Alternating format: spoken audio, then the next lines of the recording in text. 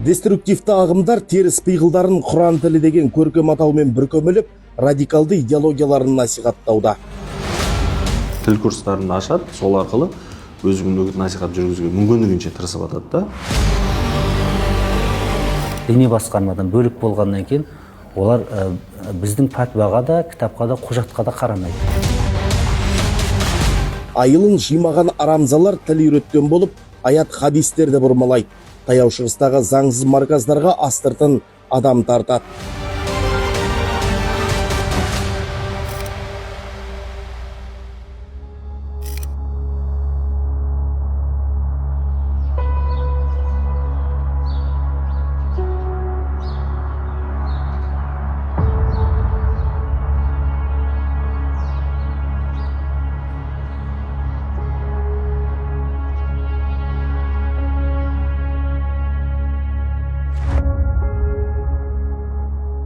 Елімізде дін саласындағы мемлекеттік саясатты жүзеге асыруда діни қызмет және діни бірлестіктер туралы заң басшылыққа алынады. Ресми құжатта діни бірлестіктердің жергілікті атқарушы органдардың қызметіне қатысты талаптар мен міндеттер айқын көрсетілген.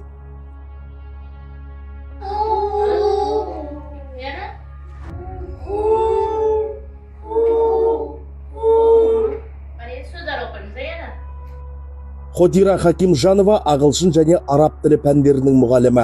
Ол Сайрам тұрғын алабындағы тіл үйрету орталығында еңбек етеді. Соңғы 3 жыл ауыл балаларына араб тілі мен Құранды оқып үйретуде. Алайда оның бұл түрлігі заңсыз болып шықты. Сабақ бермейін-ақ үйде отырғаным жақсы. Адам қорқып қалды да. Жоқ, енді рұқсат алуға болса, онда алуға болады деген сөз ғой демек. Сіз неге жылап отырсыз? Жаныңызға не батып отыр?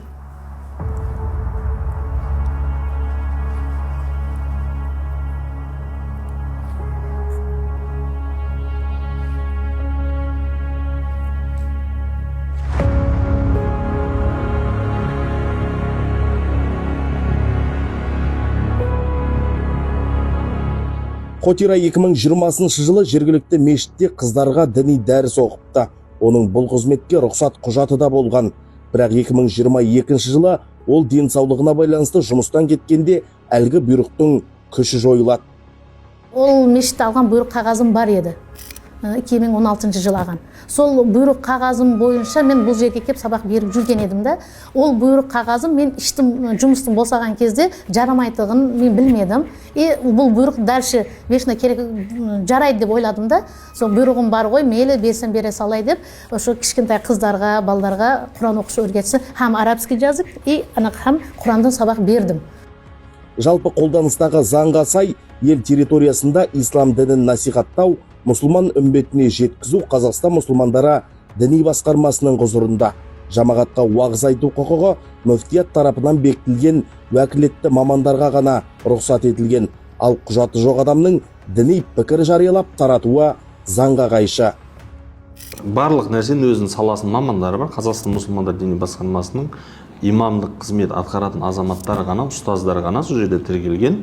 Оның өзіне жаңа мешіттің айналасында, сон төңірегінде ғана өзінің үгіт насихаттарын жүргізе алады. Түсіндірме жұмыстарын жүргізеді, үгіт насихат уағызын айта алады. Енді араб тілін үйретуге болады. Ол жаңағыдай тілдік тұрғыда сертификат несін беретін шығар. Бірақ ол жерде дінді үгіт насихат жүргізуге болмайды.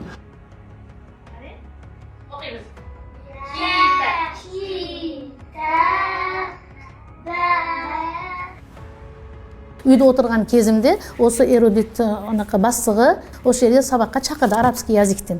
Сол арабский языктен 1 жыл, 2 жыл беріп жүрген екен, кейбір адамлар Құрандан сабақ беріп, өтініш ата-аналар баламды тәрбие ала алмайаппын. Әзгентай болса осы діни мағлұматтан, яғни осы Құран оқыса да өзгереді ме деген мақсатта олар сұранды да, содан да сабақ бердім. Енді кейбіреулері келеді, апай дейді, біз дейді намазды мұндай оқимыз бұлай. Білсем, торасын айтып, білсем, жауап беремін. Таратыны бұлай істе. Болса намаз оқығанды бұлай қы, аяғың ауырса отырып оқы, басың айланса отырып оқы, сәждеде мұндақ тұрды өргетемін. Хотираның ісі сотқа жетіп, әкімшілік кодекстің 490 бабы 1 бөлігі бойынша айып тағылды. Процесс кезінде ол түлкібұлаң тәсілге салмады. Кәмелет жасқа толмаған жеткіншектерге діни мағлұмат бергенін мойындапты. кішкентай сүрелер бар ғой, соларды оқысын, оқуды өргеткенмін да қыздарға. Вағыз айтуға мен анақам жоқ.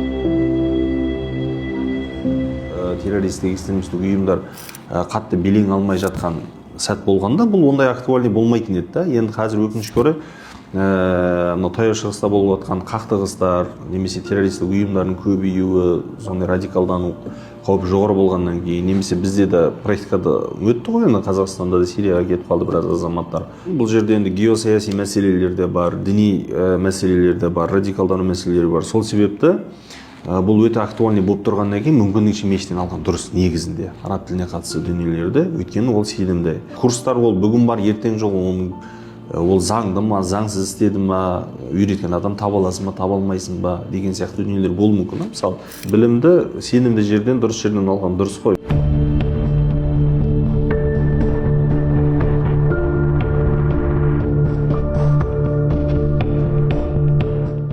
Вахабилер болсын, салафилер болсын, сүлейменшілер болсын, қайсы бірлері болса да, неге имаммен келіп сөйлесіп, имаммен сол хадистерді талқылауға тікелей алдына шықпайды?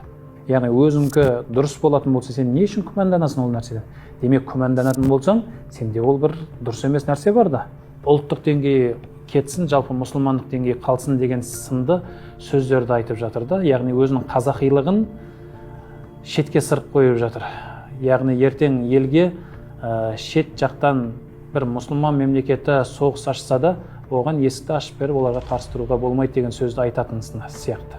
Яғни өздерінің елін қорғамайтын сияқты болып көрінеді. Яғни қанша бауырлармен сөйтіп сөйлесеміз, ата бабамыз осындай деген сияқты сол дәстүрге байланысты сөздерді айта бастасаң, ата бабаң адасқан деген сияқты ауыр сөздерді айтады да бізге. Яғни сол жерден қарайсың, ертең сенің ата бабаң, мына елің, жерің деген құндылықтар олар үшін маңызды емес сияқты.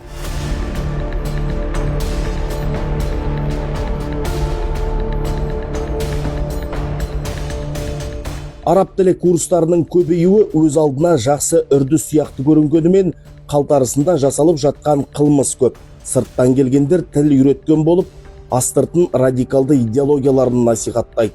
Аят хадистерді өз ыңғайларына қарай бұрмалайды. Бұның бәрі заңсыз. Бұл ата-аналардың барлығына үлкен алтын сырға, сіз балаңыздың келешегін үлкен қауіп-қатерге тігіп жатсыз, кез келген медресеге бере салды. Яғни барасыз да, сіз балаңызды мына медресеге бер деп оқытасыз да, ол медреседе не оқып жатқандығын, әйтеуір балам Құран оқып жатыр деген олардың жүрегінде жақсы сенім бар ғой. Сол жақсы сенімді олар басқа жақтан пайдаланып жатыр да. Интернет дамып, өріс кеңігелі Мысыр, Сауд Арабиясы, Түркия, Пәкістан, Ауғанстан сынды мемлекеттердегі бейресми марказдарды паналап жүрген жерлестеріміз TikTok, Telegram мессенджерлерінде онлайн топ ашып, жастарды адастыруда. Мұндай курстардың ортақ белгілері ресми тіркелмеуі, білікті мамандардың болмауы, қоғамда мойындалған ұстаздармен байланысының жоқтығы және дәрістің жасырын жабық форматта өткізілуі. Баяғы 10 жыл бұрын дейік, енді көптеген осы оңтүстік өңірдің де Махамбет, Ділмұрат, Заурбек, Оқтам, Тәжікстан Республикасының азаматтары, Назаратулла, сол Сауд Арабия мемлекетінде отырып, сол жақтағы Жамиятул Исламияны бітіріп, көптеген идеологияны таратып, нәтижесінде біздегі мынау матқалиттік көзқарас қалыптастырды. Шетелде бейресми діни оқу орындарында оқып жүргендер көп кездеседі. Енді олардың бәрін дер кезінде елге қайтарылмаса, ертең оларда бір дербес бір шейхтар болып шығады ғой, уағыз болып шыға береді. Біраз діни сауат жоқ адамдар соның ықпалына түсе береді. Шеттен келген, кез келген ол идеология, діни ағым, жамағат, түсінік, біздің салт дәстүр, бізден ғұрп әдетімізден бәрібір айрықша болады. Олар бәрібір басқа елдің мәдениеті, басқа елдің менталитеті, басқа елдің шариғаты, басқа елдің ұстанымы бәрібір сонымен бірге келеді. Сол үйдің ішінен үй тігудің не қажеті бар? Діни басқарманың өзінің медреселері бар. Сол медреселер біздің бүкіл Қазақстанға кадр дайындауға әлеуеті жетеді. Түркістанда жергілікті тұрғынның ешқандай рұқсатсыз өз шаңырағын діни оқу орталығына айналдырған анықталды. Араб жазулары бар діни әдебиеттерді қолданып, кәмелетке толмағандарға заңсыз діни сабақ берген ер адамды анықтады. Бұл кадрлар Түркістан облысында түсірілген. Бұнда жергілікті тұрғын 5 жастан 17 жасқа дейінгі 68 балаға сабақ беріп, діни уағыздарды заңсыз өткізген. Оқу ақысы 100 мың теңгені құрапты. Тексеру кезінде оның үйінен Абай, Шығыс Қазақстан, Жамбыл облыстары мен Өзбекстан Республикасының балалары да табылды. Құзырлы органдар бұл істі де сотқа дейін жеткізді.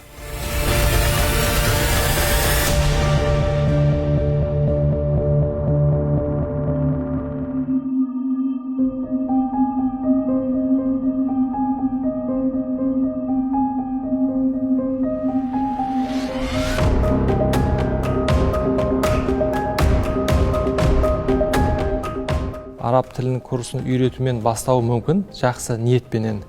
Бірақ оның соңғы нәтижесі не нәрсеге алып барады? Оны біз де білмейміз, дұрыс па? Енді ол кісілер мына нәрсеге өте мұқият болу керек. Ол марказдар болсын, немесе жаңа курстар болсын, ол қаншалықты дәрежеде ол жаңағы бағыты дұрыс. Біздің Ханафи мазхабына, Матуриди ақидасына сай келеді ма? Ол Құранды үйреткенімен оның идеологиясы, біздің идеология, Қазақстан мұсылмандардың діни басқармасының ұстанымына сай келеді ма, келмейді ма, ол жағында бір қарап тексеріп електен өткізген абзал. Қазіргі таңда бұл тек қана біздің Қазақстан мемлекетін емес, дүние жүзіндегі үлкен мәселе, күрделі мәселе, экстремизммен күрес. Оған себептің бірінен бірі ол арадағы әлеуметтік желілердің тарауы. Ғаламтор қазір дамыған, шекара жоқ. Мынандай жаңағы тәсіл бар. Радикалды террористік экстремист ұйымдарын қолданып отқан. Кімге не қызық? Арғы беттегі уағызшы сол жөнінде айтады. Өзіне қаратып алғаннан кейін дін туралы айта бастайды. Екінші кезеңнен кейін үшінші кезеңге өткен кезде жаймен осы билікке қарсы көзқарасты қоя бастайды бала. Ал одан кейінгі сатыда мынау діни кітаптарда, хадистерде, Құран кітаптарда ішіндегі үзінділерін таныстырады. Қазіргі уақытта дәл осы стратегияны пайдаланып жатқандардың бірі Юсуф Даврон. Ол Катиба Таухид валь Джихад террорлық ұйымының идеологиялық көсемі Содик Самаркандидің сенімді нөкері.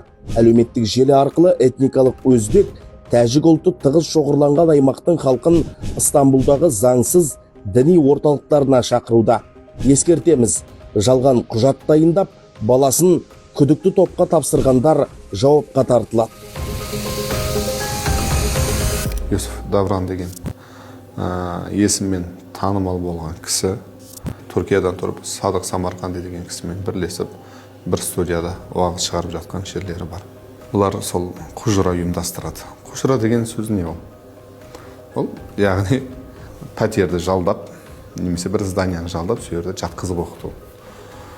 Мемлекеттік болмағандықтан не оқытылып жатқанда бір Құдай біледі. Заңсыз болғаннан кейін барлық нәрсесі ол жерде күмән болады. Сол кішкентай кезінде оларға не сіңірілген болса, олар келешекте осы жерге соны айтады. Миына не құйылған болса, соны айтады.